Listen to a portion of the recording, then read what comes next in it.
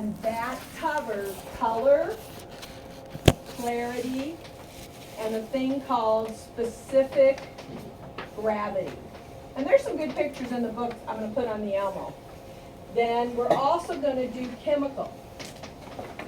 It takes 2 minutes to read, but you'll see when you have to know the key reaction of each chemical pad and the disease states and the factors that are can make it a false negative or a false positive. There's a lot to each little bitty pad. And then you'll see the importance of a UA with more than just a urinary tract infection. Okay, so the chemical is going to have, why don't someone read them to me in the order starting with glucose. Hold your bottle up.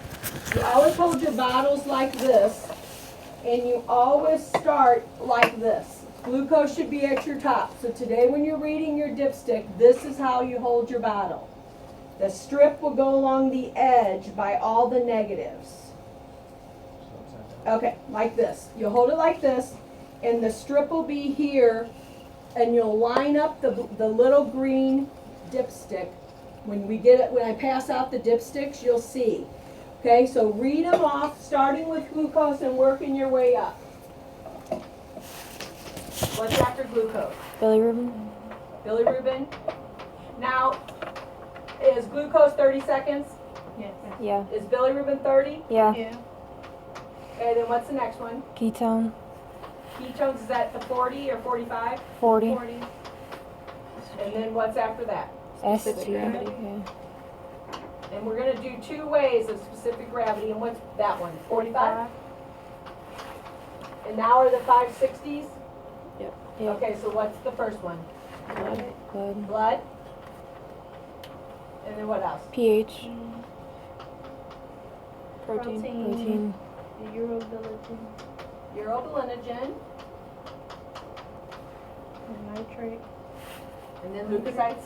Nitrite. Nitrites and then leukocytes? Yeah. Okay, leukocytes is how many minutes? 2. 2. That's a big deal. Okay, so these 5 were 60 seconds, right? So, when we pass out the dipsticks, I'm going to show you how to hold one, and then you actually rotate this strip as you rotate the bottle, and you line up the pads. Remember, I'm going to show you which ones have a number. We'll star those or circle those. You'll always have a number for specific gravity, and you'll always have a number for pH. And pH will always be between usually 5 and 8.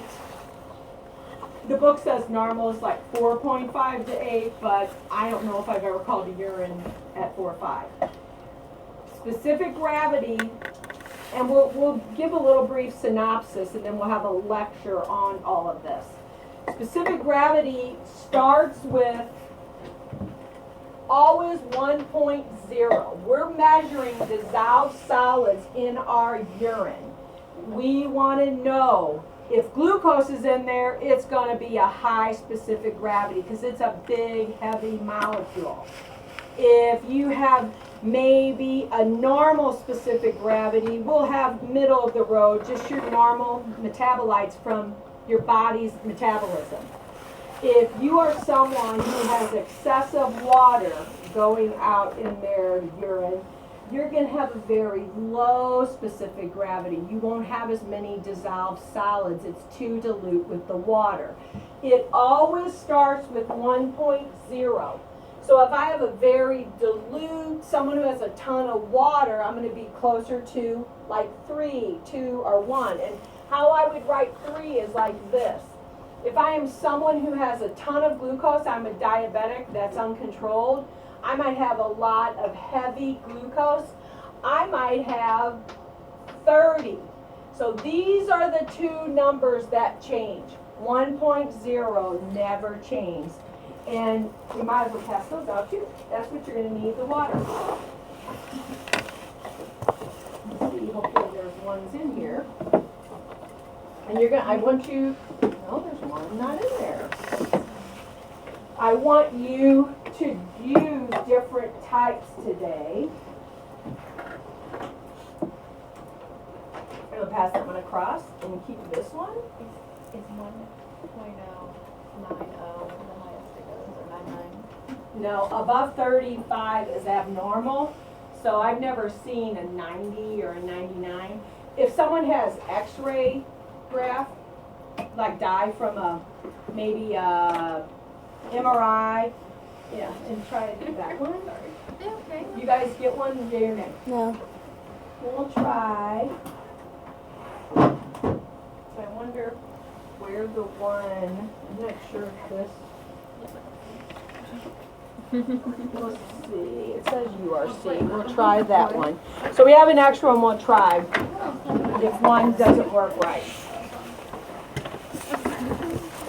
So these are called refractometers, and we'll get a lecture on this, but it measures dissolved solids in a urine and how they refract or divert through when they're comparing it to light shining through. So if you have a lot of heavy particles, it's going to refract or divert more than if you have nothing in your urine. And so that is one method. The specific gravity on your dipstick is another method.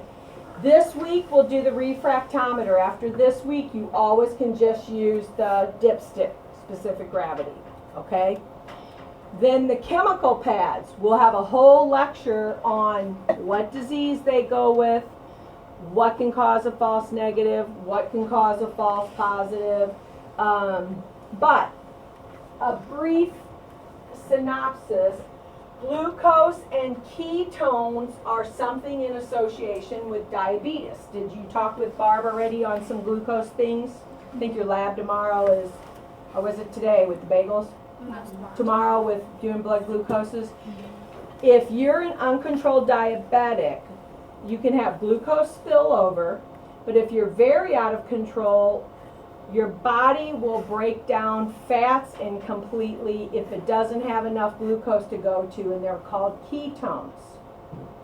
So they go hand in hand with diabetes. Do you know which diabetes that is when it's involving sugar? Mellitus. So diabetes mellitus is when it's involving glucose.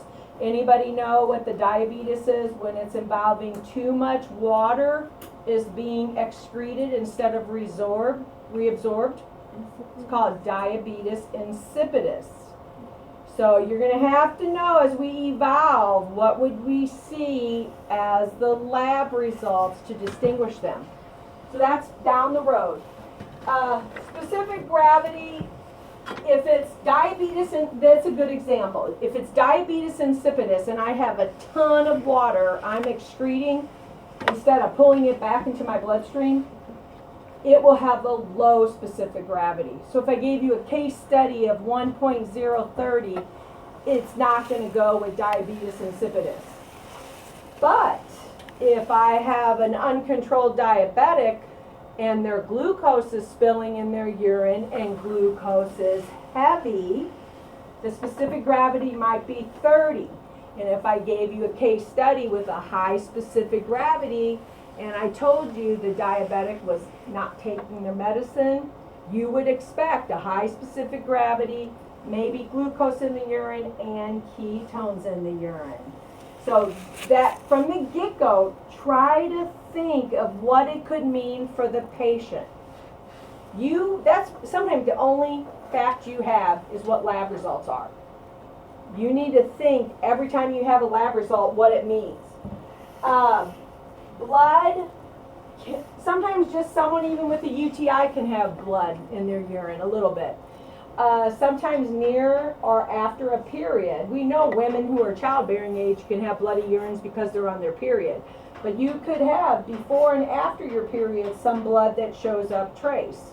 Blood, a lot of times though, on a male or when, like someone like me who is in menopause, over 50, you would worry about blood in your urine. You'd be thinking, well, shoot, is there something going on with my kidney structure? Did I have trauma? Maybe I ran a marathon. Maybe I was in a car accident with abdominal or back trauma, someplace to my midsection. Blood doesn't always mean bad. With Diane, you learned about hemolytic anemias. Our dipstick, look at the blood. Does it only do intact or fresh blood cells? Or does it also do hemoglobin? What does it say? Isn't there a speckled one versus a solid color? Yeah, it's Non-hemolyzed means it's fresh blood.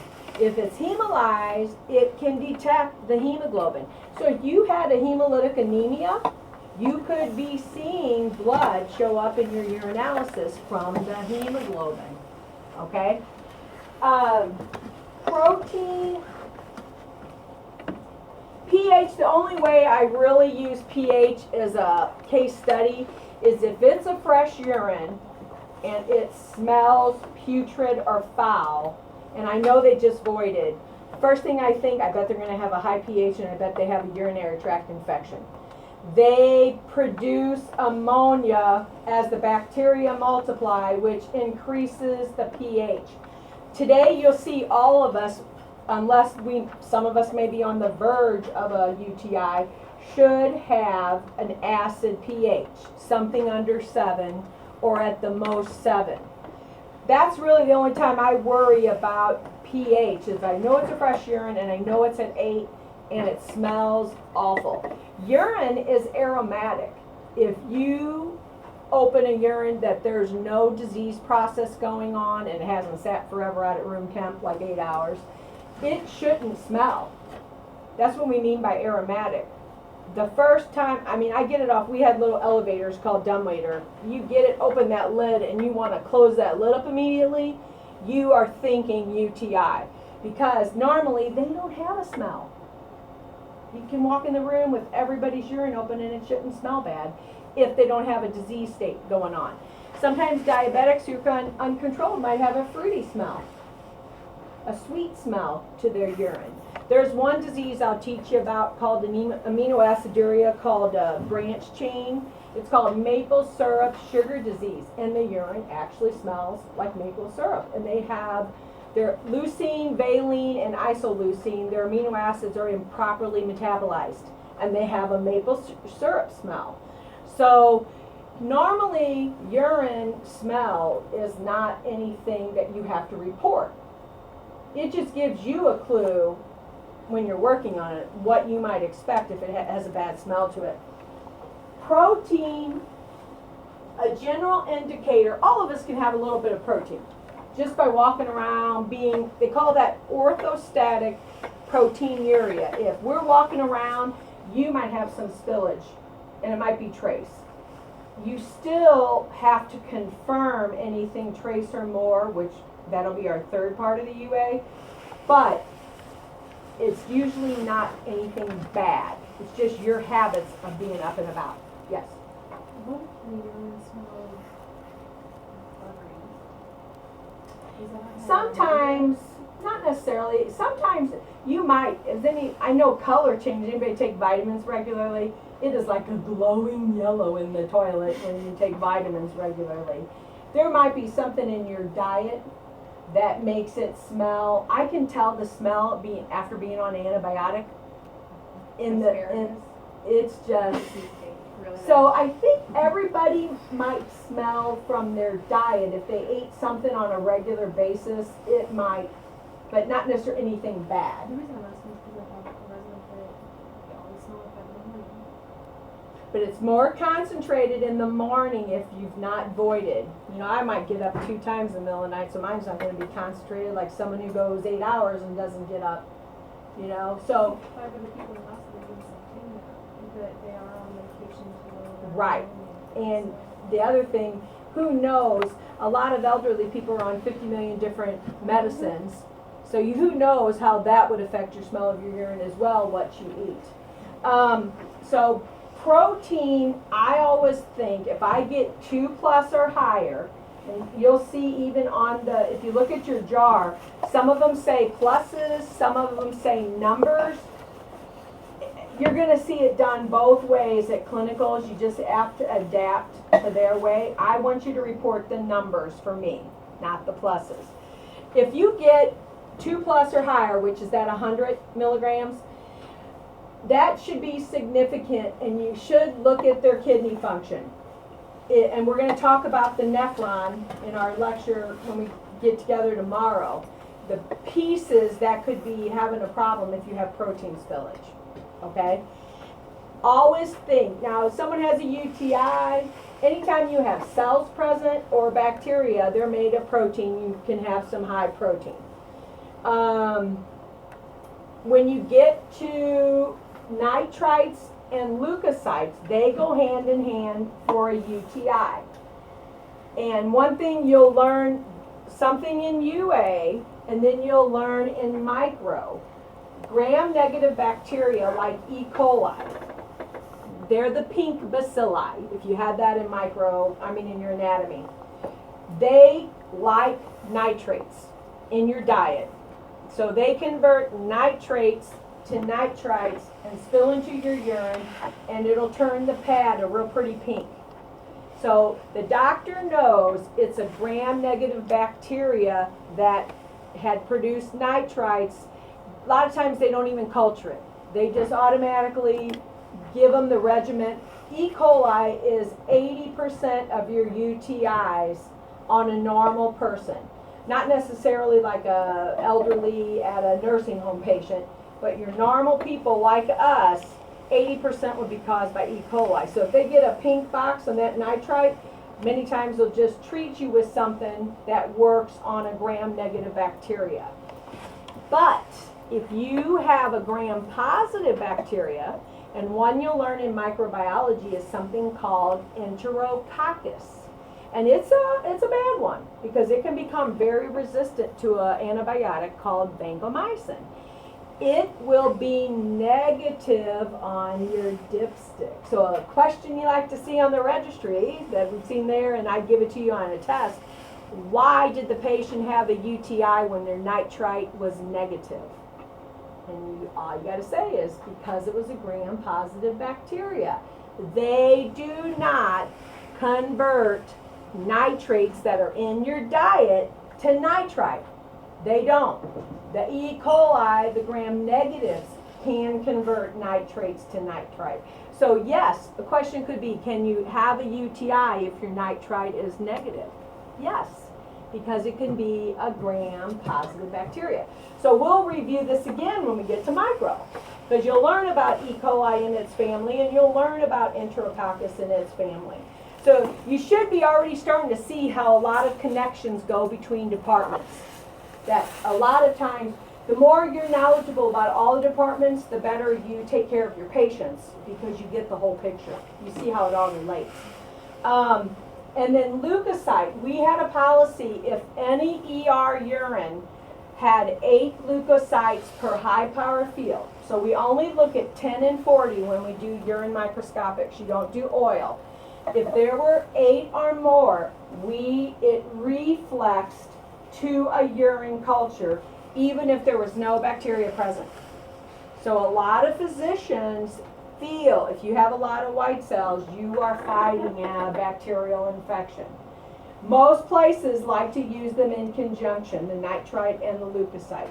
So without getting our lecture, that's kind of why. You don't just do a urine just to see if you have a urinary tract infection.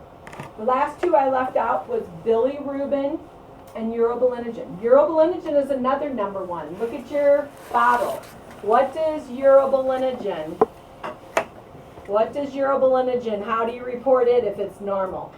There's 2 ways. 0.2 or 1.0. Both of them are considered normal. Do you remember the other 2 that you got to report a number? pH and specific gravity. You've got to figure out how, you know those 3, you have to write a number down. When you're doing your negatives, I don't care if you do dashes for negative, I don't care if you do N for negative, or I don't care if you do NEG. All 3 work. You just decide what helps you. If it's faster for you to do dashes, but remember, You only need to remember the positives and the number. The rest of them are going to be negative. So don't worry about, oh my gosh, how many were negative? Just remember the positives and the 3 that need a number. Most urines are going to be acid, so most of the numbers you're going to have to remember for pH are between 5 and 7. And if you'll notice, they're up in halves. I think it goes 5.5, 6, 6.5. Okay, so let me show you. We're gonna do the dipstick, and we're gonna do the physical and the color and clarity first. We're gonna end with the refractometer on these 4. Okay, because you get a specific gravity on this. So I'm gonna come around. You're gonna have 8 urines. So you want to try, and we need blank test tubes. This worked because we were having all the leukocytes contaminated. Everybody take 1 per person, and we're going to put your 10 dipsticks for each person in there. Okay? And just, you don't have to label them, we'll just keep them blank because we're just putting our dipsticks. What we found when we would store them in the old containers, the leukocytes were all turning purple. And that's the positive color. So everybody was getting high leukocytes, and under the microscope there were nothing. Okay, so take 10 each and put them in, there to Sean, and put them in your blank test tube. And then I'll show you how to dip a urine and hold it, and you guys will work it out. And you each physically have to do all 4 controls. Not like, okay, you do this one and I'll write it down too. You're only going to get better if you do the reading. You know, most of us do better if we do it and not watch someone do it. Yes? What if people generally report for color and clarity? We're going to get to that. Yeah, because we're going to start with color and clarity. And what we'll try to do is, as we go around the room, if we get what I consider a clear, a hazy, a cloudy, a turbid, some of you might have some you can't see through because you had them refrigerated. A lot of times your dissolved solids precipitate out. So when we get done with the color and clarity, these are on our own urines. These are controls, so we're not gonna line them up. We'll kind of go through if we see a real cloudy one. But on our patients, every day when we're done, we'll try to line them up if we see a clear versus a hazy versus a cloudy. Oh, does someone have the bottle going around? Katie, you can pass it over here when you're done. They didn't have as many in that jar. I know today is long, but you'll see how fast the labs we do them after today's. I think it's worth spending time up front on the first day. Then I think you understand it better the next days. Okay? And let me get my page out too. And what we'll do, what was one of the page, 98? Yeah. Do you guys have a list? No. Do you guys have a lid? No. And make sure you are using blue or black pen, and if you make a mistake, a single line through it. And your initials. Which, see that I have a pen at all. Oh here. Okay. So I'm gonna show you K1.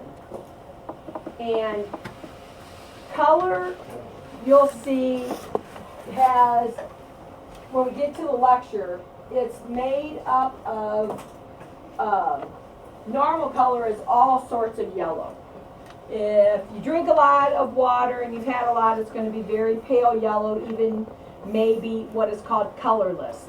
We had a term called straw. So if I had a very light yellow, I would call it straw. Someone in the next lab might call it light yellow. I, on practicals, do not grade color unless there's a color that was definitely distinct and you missed it. If someone is on an antibiotic called pyridium for UTI, It sometimes will turn them orange. So if I put an orange urine on a practical and you called it dark yellow, that would be wrong. But if I put a varied yellow one on there and you say it's light yellow, you say it's pale yellow, you'll say it's straw, oh no, you say it's yellow, I'm not going to mark that wrong on anybody. It's very subjective, I feel, unless it's distinct. A danger that we all worried about is if we see a dark yellow on a fresh urine that wasn't necessarily their first morning, then I'm going to be thinking liver and possibly hepatitis. So when it starts getting dark yellow to brown in the lab, we were going to be a little bit more cautious because that was our first thought. They might have something going on with their liver. And when we talk about the analytes, bilirubin is something you'll get with Barb on the chemistry side and you'll get with us on the urine side. Okay? So look at the list of all colors you can have. It's crazy. There's so many colors you can have. You can have yellow to amber to orange, and something not pathological would be bilirubin. Look at everything that's non-pathological that could cause that color. Okay? You get a yellow to green, bilirubin will break down to biliverdin. Remember when I said something about bilirubin, you expose it to light? That's why you can't let them sit too long. If it's there, it'll be gone, and it goes to biliverdin, which you don't detect on a dipstick. Is that the one they put in the gloves so it won't stay from Yeah, the light? sometimes they will, or they'll put them in foil. They'll put foil around the urine. But look, these are all the pathological causes. And, I guess they don't have any yellow to green non-pathological. So that tells you right there, you get a yellow to green, and honestly, our bilirubins, I'd say I saw more very dark yellow to what a color we call amber, almost going to the brown side. Then I saw yellow to green. If it's getting to be green, the way the book reads, then you know it's been converted to biliverdin, and it may not be detected well on your dipstick, because that's bilirubin. Look at all the pink to reds. Hemoglobin, myoglobin, the porphyrias. Did you talk at all about lead poisoning as one of your anemias, where the delta aminolevulinic acid? That is something we'll discuss when we get to aminoacidurias as a porphyria, and that would be detected on a dipstick too. But look at all the non-pathological causes. Beets, different drugs can cause that reddish color. So we're going to key into key ones that go with a specific disease. Because as you see in the book, there's a ton of non-pathological causes. Red to purple. When you have a porphyria, like if you have lead poisoning, that's considered a porphyria. One of the colors they say your urine turns when it stands is port red wine.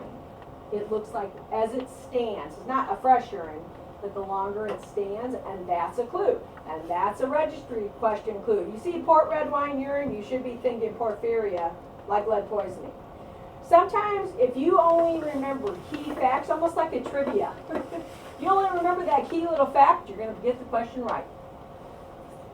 Red-brown can be forms of hemoglobin. Brown to black, we're going to talk about amino acid problems with melanin, with a term with tyrosine phenylalanine pathway, another one with an indicanuria with the indican pathway. So some of these colors go with amino acid problems. But look again, look at all these drugs that can also give the color. So I don't grade color hard on practicals because there's a lot of non-pathological reasons. Today, it looks like most of ours are some form of yellow. These would be a darker yellow, and can you at least see that this one isn't as clear as this one? To me, this would be an example of hazy and cloudy. Turbid is when you can't see your hand behind it. You couldn't see any writing. And usually that's not pathological. It means you got to put it in the refrigerator warm, then it came out cold and all your dissolved solids precipitated out. it's usually nothing bad for you. Cloudy is the one you worry about on a fresh urine. First thing I think on a cloudy, there's cells in there or there's bacteria. Hazy is so common for women because we have mucus cycle. And so they even list in the book like talcum powder, different lotions, why your urine may not be clear. So the normal, anybody have one that looks really, really clear? This is pretty clear. And hazy is tough. Some people would call both of these clear and this one cloudy. The other thing, you never read from your jar. You always do it from the tube. And what do you think you need to, should you touch your tubes all like this? What if you were using powdery gloves? Then you're going to have all that on the tube. So hold your tubes at the top, kind of like the specs. Make sure you wipe them off with a Kim wipe before you judge the color. So don't worry so much. This one is I'm sure this is level 1 for Kova. I would go with cloudy, and we'll do level 1 Kova as clear. Okay? Oh, sorry, one of these is a patient. One of those. And let's see the MAS ones. These the front. Now this one, does everybody see that these almost look a darker golder yellow? And this one, so I'm not going to say, honestly, if you called these both yellow, I wouldn't mark you wrong, because I don't really see this as dark brown or brownish yellow. And this is a little paler, but I could probably go with yellow and maybe dark yellow. But even this yellow seems almost a little bit more gold to me. So what I'm saying is we get some distinct differences, then we'll put them in a rack and let you see them. But don't sweat it if you call it light yellow, pale yellow, yellow, dark yellow. If you're going to call it dark yellow, these would be the two closest to being a dark yellow. This one, both of these, I would go with, this is almost like a gold because it looks kind of fluorescent. This is more of a dark yellow. Do you see that these are paler? I think this one looks lighter than this one. So this would be my straw or light yellow for me. This one I could go with a light yellow. Someone have a good yellow? Hold up, let me see if I can see. And we'll mix that one, that'll be a good turbid. I mean, I think this is a little light and that's a little dark. So if we get one that I see looks like a really distinct good yellow, bottom line, don't sweat it. You don't have anything color here that I would mark you off anyway. So if you say dark yellow on the deeper ones that look gold today, and like that one would be a very pale one. That would be straw or light yellow. But the other thing is clarity. Clarity is very tough, so you also want to make sure you have wiped off everything with a Kim wipe before you see if it's clear or not. The level 1s on Kova should be clearer.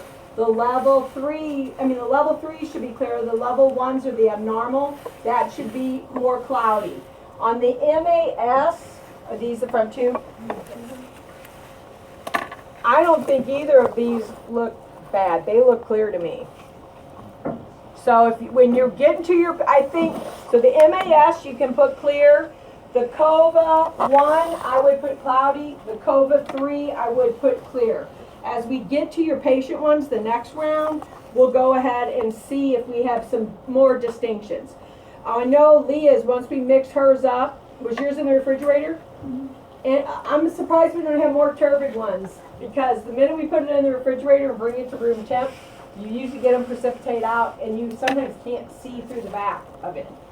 So we should be able to get some better clarities.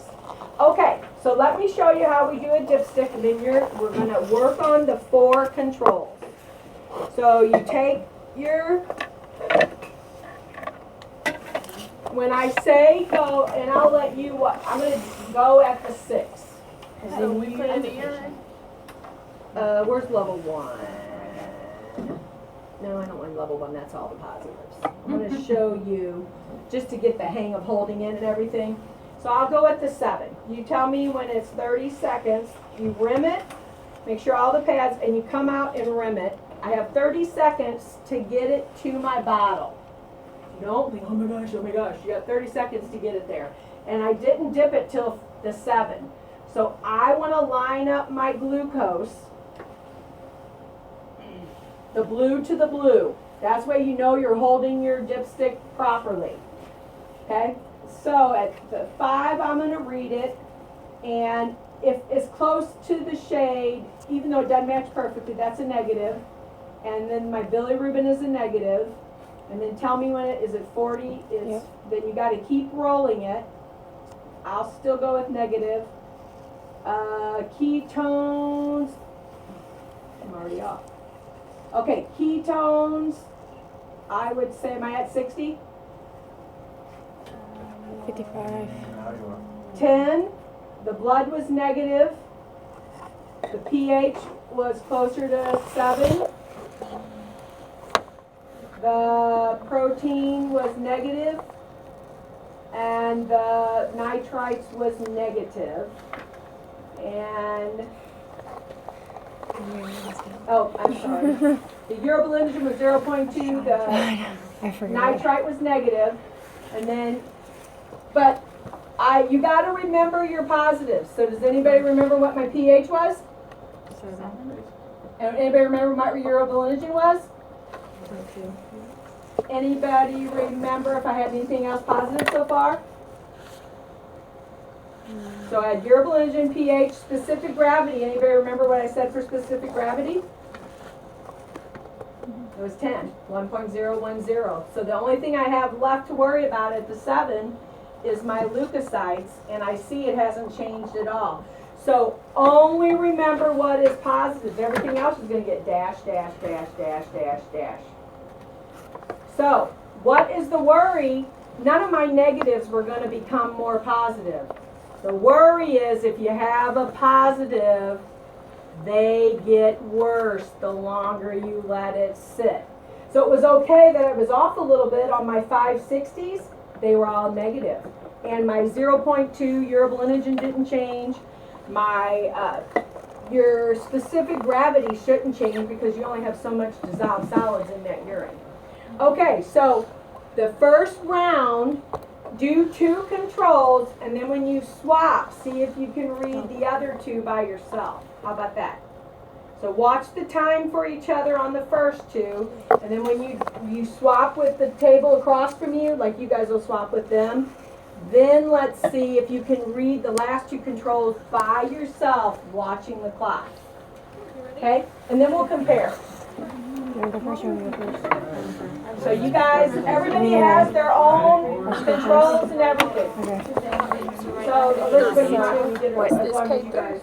Yeah, K3. Then we're going to do refractometers when everybody's done with their 4 urines. I think that'll be a more efficient way. Is there Yes. a difference? No. Okay. I know the numbers. What did you say the positives were? What? My positives were urobilinogen. They weren't positive. They were the Don't- 3 numbers. The I specific didn't have gravity, any positives. it's not negative. I forgot what the number was. When you do yours, you're going to have different positives. It's 10.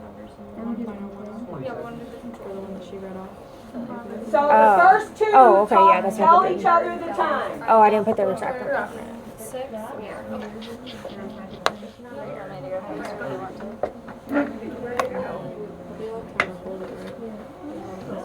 We're going to Yeah. get these 4 We're on the all the way bottom. done before we move to the next 4.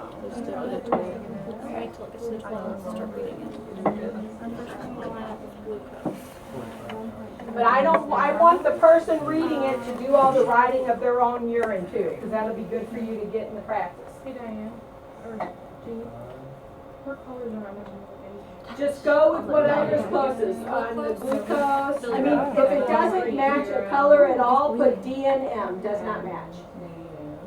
Like my glucose was not the same, but I knew it was a blue to a green and I knew it was negative on mine. The only put D and M if the color is completely matches nothing. Right. And not even in the same family. Maybe just try to And you know, as a recommendation, on this side of the room, I would do level 3 first to get the hang of it because you know it has no positives. Then both of you do your, then you have everything positive in level 1. So this side of the room, you know your level 3 is all negative. You guys have it a little bit different because you have some positives on each control. Oh gosh. So I'll write down what mine was so you can see. someone take it to the floor, you're gonna read your first one. Your first two, right? Negative. Oh, I wanted that. All them 16. I'll write it down. Right, when you glucose, another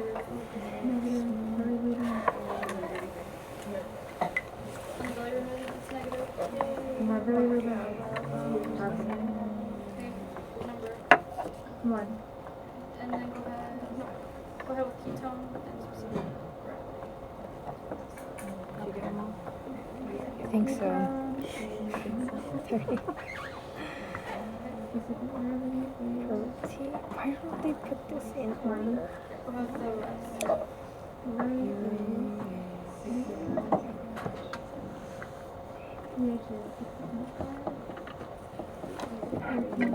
Oh no, wait. 2 and 1. Is trace. Oh.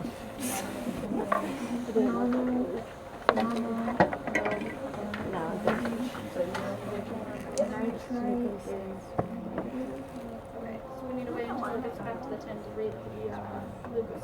Right, okay.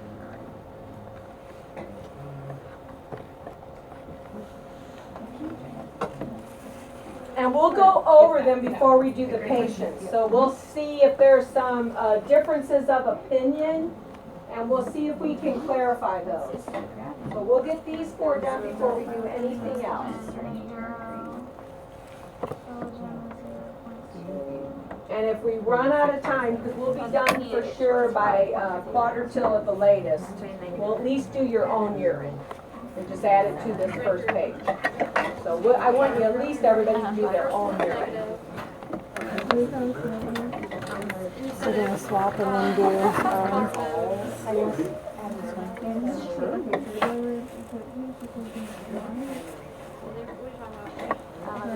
me know what you get Yeah, mine slid into the next one too. Oh, wait, Supposed to. Yes. Yeah. I'll try and keep it more flat this time. Ketone, I've got 20. 12 again? Sure. Might as well.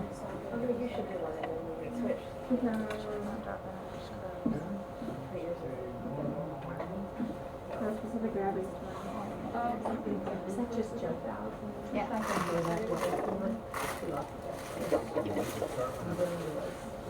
Glucose,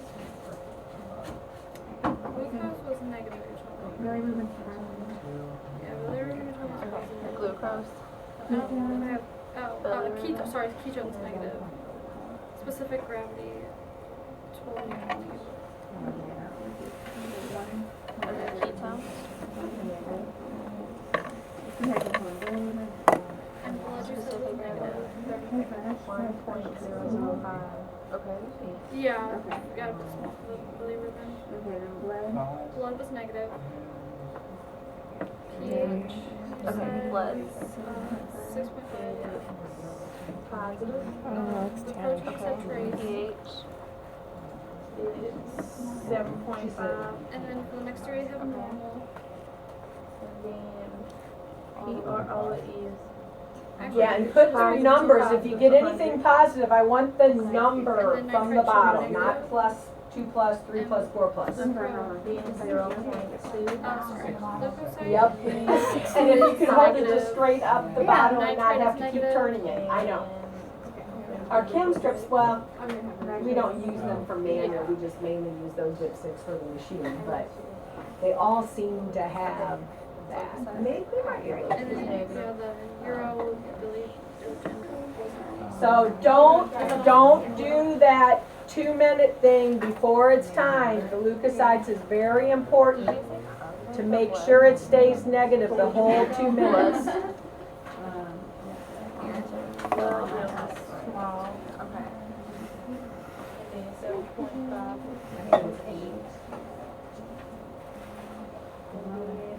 PRO. Protein is 100. I know blue center gravity is 1. Yup.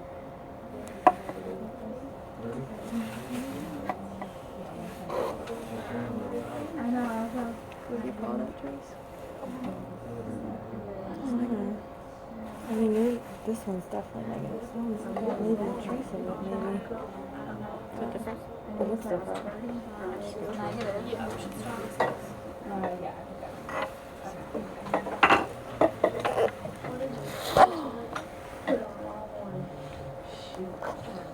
Look at my first is negative.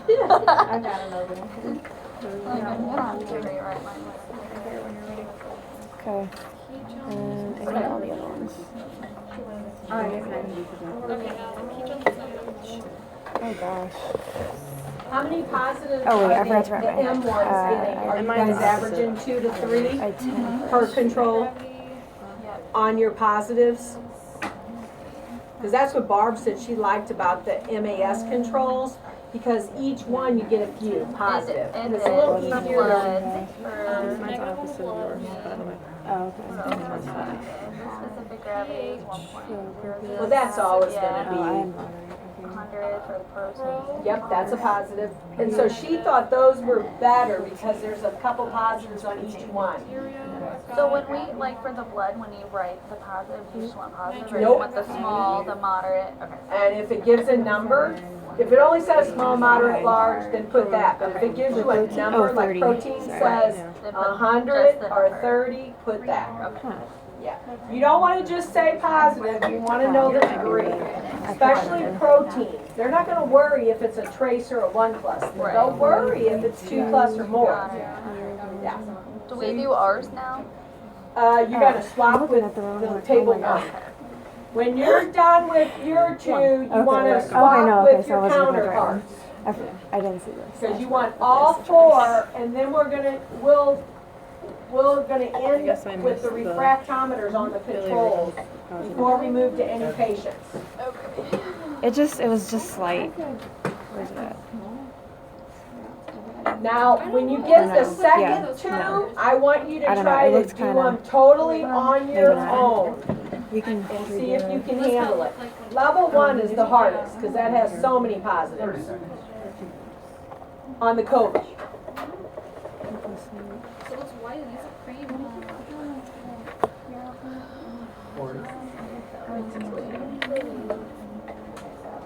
And what we can do, if we get some good urines that show colors distinct, we can take a picture and I can always try to upload it too. If we get like a good clarity where we can distinctly see the clear, hazy, cloudy, turbid. I think we might have a couple turbids out there. Usually now that looks to me, can you put your hand behind it and see through it still? That might be a good cloudy. Turbid usually you cannot see. See if you can read any of that bottle or the black lettering. Not really. Because when you can't see through it, that's when you go through turbid. And normally that is not pathological.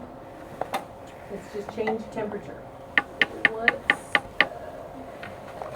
So especially when you do your patients, we're gonna mix them well and look if you can see writing.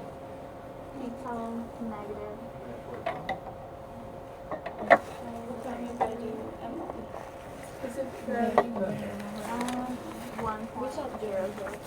Yeah, the same machine here as the one at.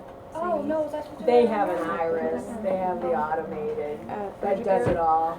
The Urgicare one? Now, I'm not sure. They just have, it's like a little smaller and you just put the stick on and like